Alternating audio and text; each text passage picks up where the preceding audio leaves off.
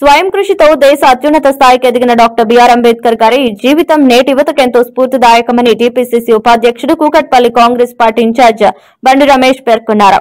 అంబేద్కర్ వర్ధంతి సందర్భంగా KPHB colony 4th phase లో బాబ్జీ ఆధ్వర్యంలో మరియు బోయిన్పల్లిలో దండుగుల యాదగిరి ఆధ్వర్యంలో ఉన్న ఆయన విగ్రహానికి రమేష్ స్థానిక నాయకులతో కలిసి పూలమాల వేసి ఘనంగా నివాళులర్పించారు.